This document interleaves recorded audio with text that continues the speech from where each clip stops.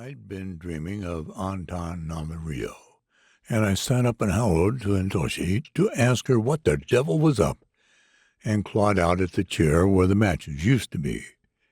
Then I remembered where I was. There were phosphorescent waves rolling up as they meant to eat me, and all the rest of the night as black as pitch. The air was simply yelling.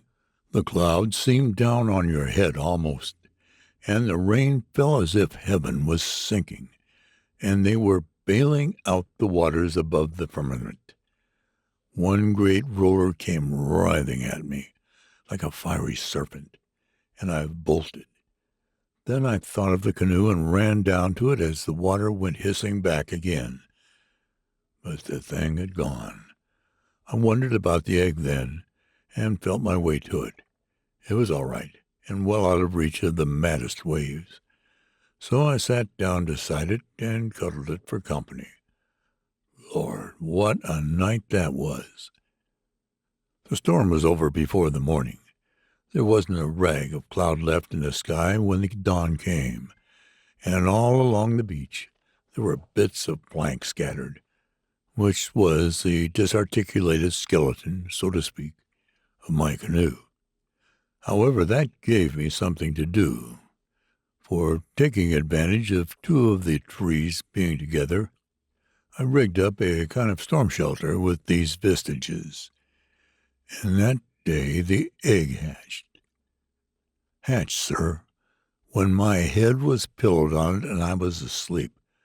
I heard a whack, felt a jar, and sat up, and there was the end of the egg pecked out, and a rum little brown head looking at me. "Lord," I said, "you're welcome," and with a little difficulty he came out.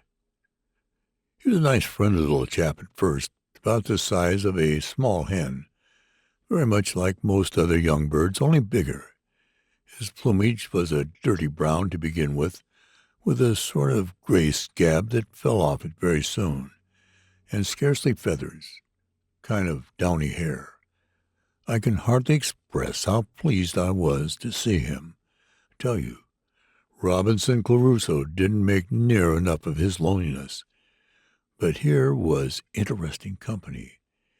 He looked at me and winked his eye from the front backwards, like a hen, and gave a chirp and began to peck about at once, as though being hatched 300 years too late was just nothing.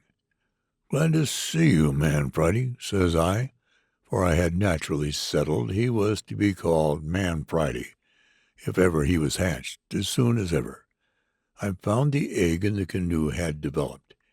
I was a bit anxious about his feed, so I gave him a lump of raw parrotfish at once. He took it, and opened his beak for more.